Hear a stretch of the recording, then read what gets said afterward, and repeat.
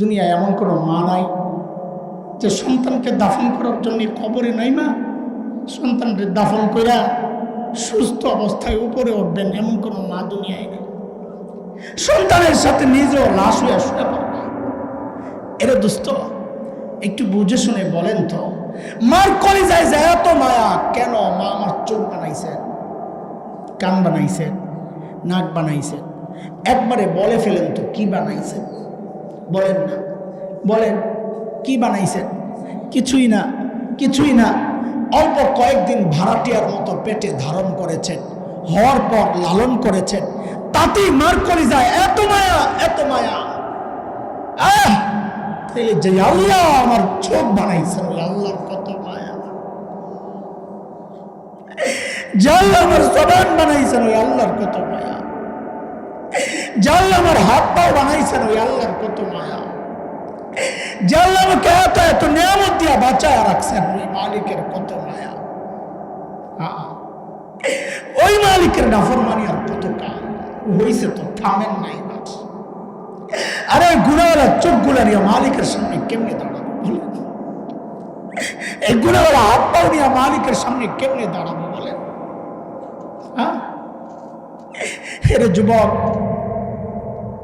আমার কথাগুলো যদি তোদের হৃদয়ে টাচ না করে, বলি কি এর চেয়ে ভালো করে বলার ক্ষমতা আমার নাই, তো আমি বলি কি শোন, শোন, তোরা আমার সামনে আয়, তোরা আমার সামনে আয়, তোদের পাওগুলা আমার সামনে মেলা দে, আমি ওই পাওগুলা জয়া ধইরা সারা রাত বসে বসে কান্দি, তাও তোরা গুনাহ ছেড়ে দে, গুনাহ ছেড়ে দে বাবা, গুনাহ ছেড়ে দেন। হইছে তো, থামেন না, এবার করে ফেলছি আর কি, কি করবো, করে ফেলছি। হতাশার কিচ্ছু তো নাই, কারণ আমাদের একজন মালিক আছেন যিনি আমাদেরকে অনেক ভালোবাসেন। কত ভালোবাসেন বুঝো না? দুনিয়ার মানুষ অপরাধী খুঁজে শাস্তি দেওয়ার জন্য, আর আমার এমন একজন মালিক আছেন যিনি অপরাধী খুঁজেন মাফ করার জন্য। তো আমার মালিক যদি আমাকে জিজ্ঞেস করেন, এরে হাসান জামিল, তোকে তো এই চোখের নিয়ামতটা দিছিলাম, তুই তো ভোগও করছস, এখন আযাবটা একটু বাড়াইয়া দে, আমি কি জবাব দেব? তোকে তো এই জবানের নিয়ামত দিছিলাম, তুই তো ভোগও করছস, এখন আযাবটা বাড়াইয়া দে, আমি কি জবাব দেব? বাবা আপনি কি জবাব দিবেন? মা কি জবাব দিবেন? ভাই কি জবাব দিবেন?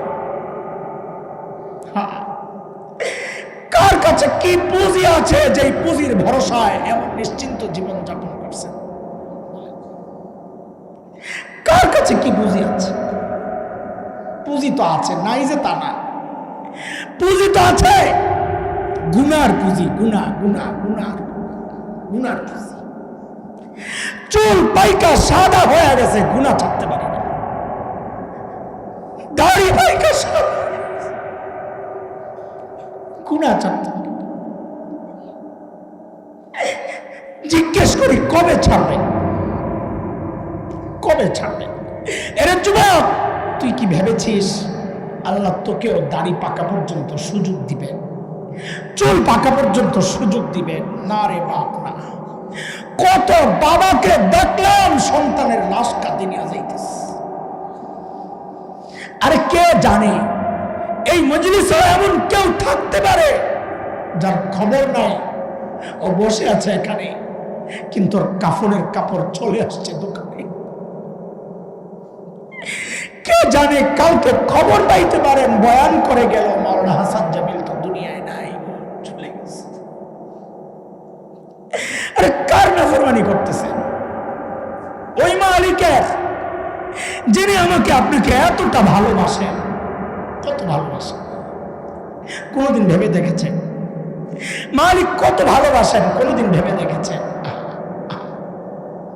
আরে আমি আপনি যখন গুনাহ করি না, দরজা আটকায়া জানালা আটকায়া ভিতরে একা একা গুনাহ চলতেছে, আমাদের মালিক আমাদেরকে কত ভালোবাসেন দেখেন না, ভেতরে গুনাহ চলতেছে, আর আমার মালিক ওই গুনাহ অবস্থায় দরজার নিচে দিয়া বাতাস আর অক্সিজেন পাঠায়া দিচ্ছেন যেন আমি মইরা না যাই। আমি আর তুমি ছাড়া দুনিয়ার সব কিন্তু মালিককে টাইম দেয়। ওই একটা গাছের দিকেই তাকায় দেখো না, কি মনে হয় গাছটা বুঝি এমনি দাঁড়ায় আছে? না না না, ওই গাছটাও দাঁড়ায়া দাঁড়ায়া মালিকের তাসবিহ পড়ে। যে কুকুরটাকে নিকৃষ্ট প্রাণী মনে করে তারা দেই, ওই কুকুরটার উপর হালতে মালিকের তাসবিহ পড়ে। যে পোকামাকড় গুলোরে পায়ে দলে মেরে ফেলি, ওই পোকামাকড় গুলো সেজদার হালতে মালিকের তাসবিহ পড়ে। পড়ে একেবারে আমি আর তুমি, কারণ আমাদের হাতে সময় নাই। সময় বন্ধু একদিন আসবে, কিন্তু করার থাকবে না কিচ্ছু। সেদিন আফসোস করে করে শুধু চিৎকার করে করে বলবো, ইয়া লাইতানি কদ্দামতু লিহায়াতি। আরে সময় মতো যদি একটু পুঁজি বানায় আইতাম, সময় মতো যদি একটু পুঁজি বানায় আসতাম। এই বাবারা, এই আমার কলেজার টুকরা সন্তানেরা, পুঁজি বানান, পুঁজি পুঁজি পুঁজি কিন্তু লাগবে। শুনেন, সময় তো কম, ছোট্ট একটা গল্প শোনাই পুঁজির এই অল্প কথায়। গত বছরের গল্প। আমার মাদ্রাসার এক শিক্ষক একদিন আমার অফিসের মধ্যে ডাক দিয়া বলতেছে, ভাই আপনার একটা ভিডিও দেখায় আসে। তো তার মোবাইলে কোনো এক আরব দেশের এক টেলিভিশনের একটা প্রোগ্রাম। যুবকরা আসুনি, তোমরা যুবকরা একটু ভালো করে শোনো ভাই। এক টেলিভিশনের প্রোগ্রাম, সাক্ষাৎকার পর্ব, ইন্টারভিউ। একটা ছোট্ট বাচ্চার সাক্ষাৎকার নিচ্ছে একজন, প্রশ্ন করে উত্তর দেয়। বাচ্চাটা বয়স বড় জোর 13-14 হবে, অন্ধ। বাচ্চাটা কি অন্ধ? অন্ধ মানে চোখগুলো একদম ভেতরে ডাবান, আরবিতে বলে মাকফুফুল আইন, গর্ত গর্ত হওয়া। তো উপস্থাপক বাচ্চাটাকে জিজ্ঞেস করছে, আচ্ছা তোমার যে এই চোখের নেয়ামতটা নাই, তুমি কি আল্লাহর কাছে এই নেয়ামত ফেরত চাও? বাচ্চাটা না ভাবলেশীন জবাব দিয়ে দিল যে না, আমি এই নেয়ামত ফেরত চাই না। আমি তো অবাক হয়ে গেছি, বলি কি বোকা নাকি, এই নেয়ামত ফেরত চায় না।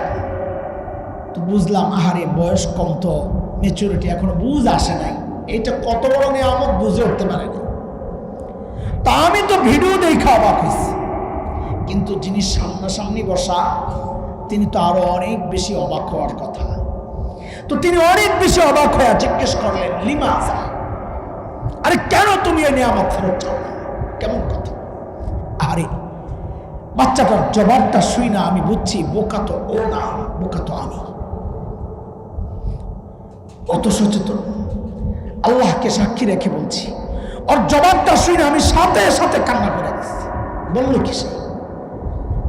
ও কি পুঁজি বানাইছে, দেখেন কি পুঁজি বানাইছে।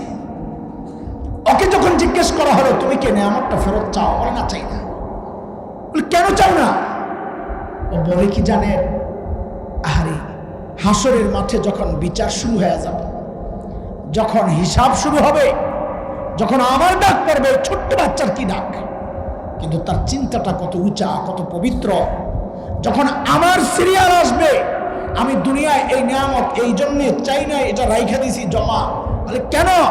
যখন আমার সিরিয়াল আসবে বিচার দিবসে, তখন যেন আমি আমার মালিকের সামনে নত জানু হয়ে বলতে পারি, ও আমার মালিক, ও আমার মালিক, দুনিয়ায় তো তুমি আমার এই নিয়ামতটা দেও নাই, ওগো মালিক, ওই উসিলায় কি আজকে আমার আযাবটা একটু কমায়া দেওয়া যায় না মালিক? আমি কাঁদতেছিলাম ঠিক উল্টা চিন্তা করে, আমি কাঁদতেছিলাম ঠিক উল্টা চিন্তা করে। উল্টা চিন্তা করে কি উল্টা চিন্তা? যে ঠিক উল্টা প্রশ্নটাই যদি আমার মালিক আমারে করেন, আমি কি জবাব দিব? আমি যখন হিসাব দিতে যাব, আরে আমি যখন আমার মালিকের সামনে দাঁড়াবো, তো আমার মালিক যদি আমাকে জিজ্ঞেস করেন, এরে হাসান জামিল, তোকে তো এই চোখের নিয়ামতটা দিছিলাম, তুই তো ভোগও করছস, এখন আযাবটা একটু বাড়াইয়া দিই, আমি কি জবাব দিব? তোকে তো এই জবানের নিয়ামত দিছিলাম, তুই তো ভোগও করছস, এখন আযাবটা বাড়াইয়া দিই, আমি কি জবাব দিব? বাবা আপনি কি জবাব দিবেন? মা কি জবাব দিবেন? ভাই কি জবাব দিবেন? কাছে কি পুঁজি আছে যে পুঁজির ভরসায় এমন নিশ্চিন্ত জীবন যাপন করছেন? কার কাছে কি পুঁজি আছে? পুঁজি তো আছে, নাই যে তা না। পুঁজি তো আছে, গুনার পুঁজি, গুনার পুঁজি। চুল পাইকা সাদা হয়ে গেছে, গুনাহ ছাড়তে পারে না।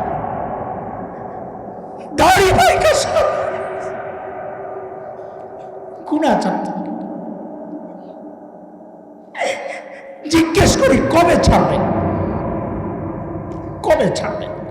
এর যুবক, তুই কি ভেবেছিস আল্লাহ তোকেও দাড়ি পাকা পর্যন্ত সুযোগ দিবেন, চুল পাকা পর্যন্ত সুযোগ দিবেন? না রে বাপ, না। কত বাবাকে দেখলাম সন্তানের লাশ কাঁদে নিয়ে যাইতেছে। আরে কে জানে এই মজলিসে এমন কেউ থাকতে পারে যার খবর নাই, ও বসে আছে এখানে, কিন্তু ওর কাফনের কাপড় চলে আসছে দোকানে। কে জানে কাউকে খবর পাইতে পারেন বয়ান করে গেল মাওলানা হাসান জামিল তো দুনিয়ায় নাই, চলে গেছে। আরে কার নাফরমানি করতেছেন?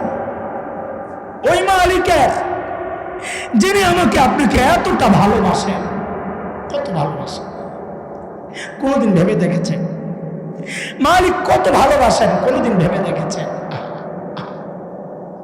আরে আমি আপনি যখন গুনাহ করি না, দরজা আটকায়া, জানলা আটকায়া, ভিতরে একা একা গুনাহ চলতেছে, আমাদের মালিক আমাদেরকে কত ভালোবাসেন দেখেন না।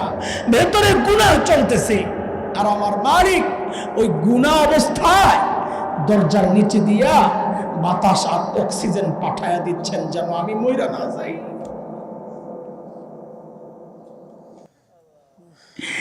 দুনিয়ায় আল্লাহ আল্লাহ রাসূল বাদে আমাদের জন্য সবচেয়ে বেশি মায়া কার?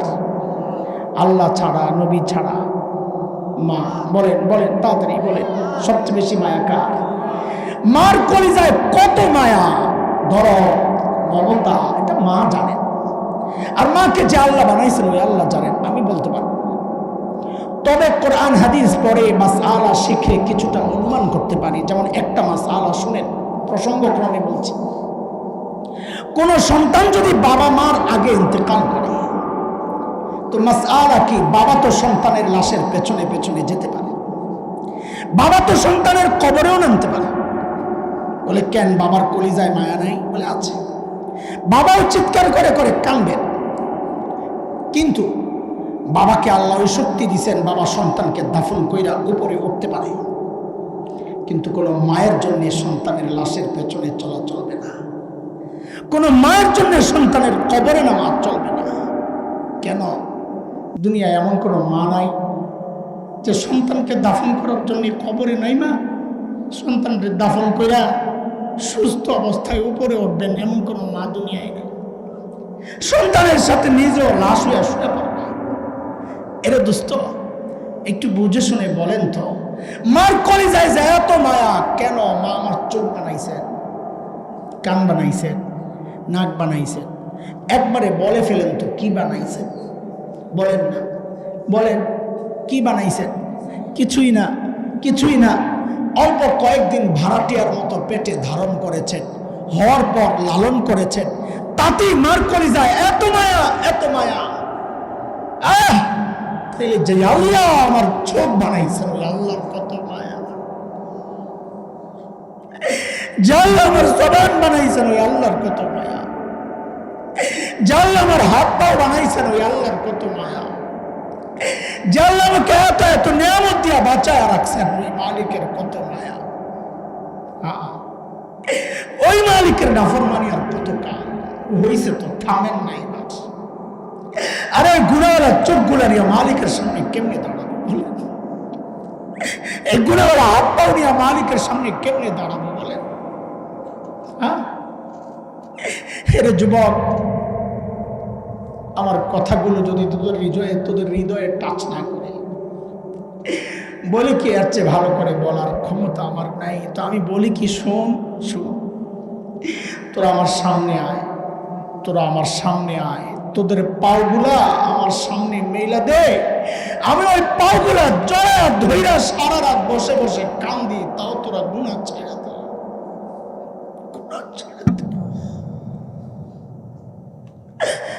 বাবা গুনাহ ছেড়ে দেন, হয়েছে তো, থামেন না, এবার করে ফেলছি, আর কি করব, করে ফেলছি, হতাশার কিচ্ছু তো নাই। কারণ আমাদের একজন মালিক আছেন যিনি আমাদেরকে অনেক ভালোবাসেন। কত ভালোবাসেন বুঝো না? দুনিয়ার মানুষ অপরাধী খুঁজে শাস্তি দেওয়ার জন্য, আর আমার এমন একজন মালিক আছেন যিনি অপরাধী খুঁজেন মাফ করার জন্য।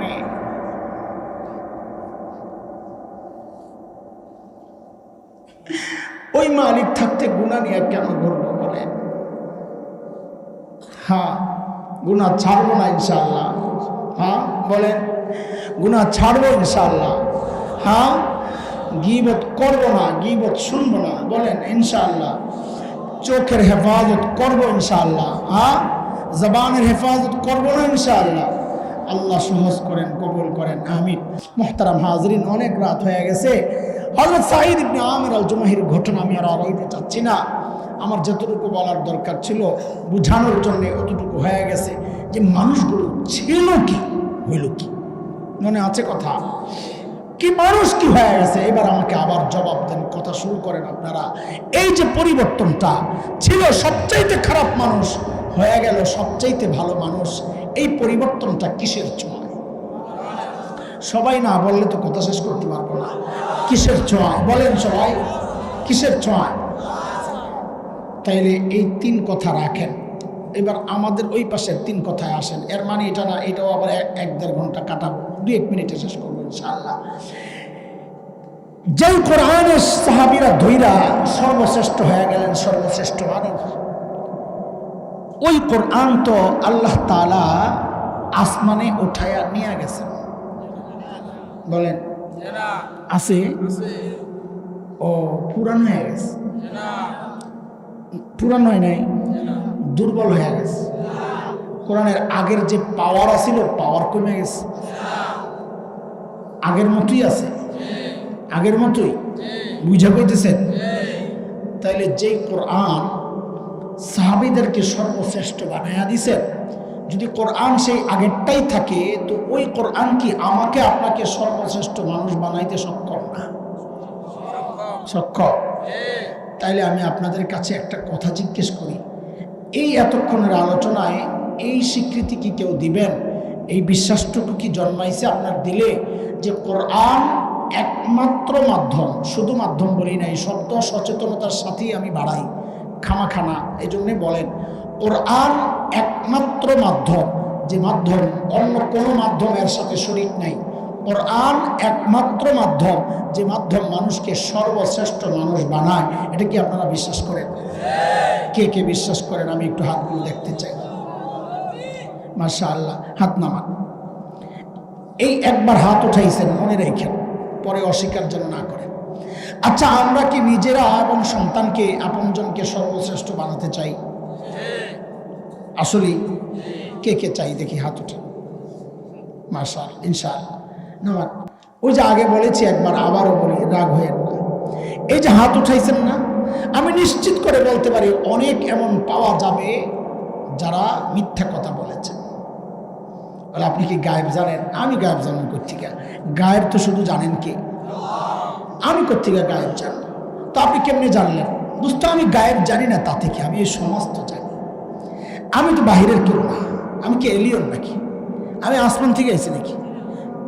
এই মাটির মানুষ আমি। এই মাটি ও মানুষের সাথেই তো আমার ওঠা বসা, আলো বাতাসেই তো বেড়ে ওঠা। এই মানুষের চরিত্র স্বভাব আমার জানা।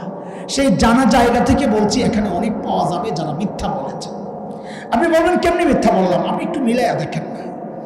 আপনারা বলেন না এই সর্বশ্রেষ্ঠ মানুষ হতে চান, সন্তানকে বানাতে চান, তো আগে না বললেন এই সর্বশ্রেষ্ঠ বানায় শুধুমাত্র, একমাত্র, আর কেউ তো নাই সাথে? তাইলে আপনি তো আসলেই মিথ্যা বলছেন। যদি এটা বিশ্বাস করেন, তাহলে আপনি যদি সর্বশ্রেষ্ঠ মানুষ সন্তানরে বানাইতে চান, তা আপনি সন্তানরে সর্বশ্রেষ্ঠ বানানোর একমাত্র মাধ্যম কোরআনই প্রতিষ্ঠানে না পাঠানোর কথা আছিল। ওখানে না পাঠাই আপনি পাঠাইলেন কোথায়? তার মানে সত্য বলছেন না মিথ্যা বলছেন? হয় কোরআন সর্বশ্রেষ্ঠ মানুষ বানায় একমাত্র মাধ্যম, এটা বিশ্বাস করেন না, অথবা করেন কিন্তু সন্তানকে সর্বশ্রেষ্ঠ মানুষ বানাতে চান না। কাজ যেটা করছেন আফসোসের কাজ না গর্বের কাজ, দিল থেকে বলে ফেলেন।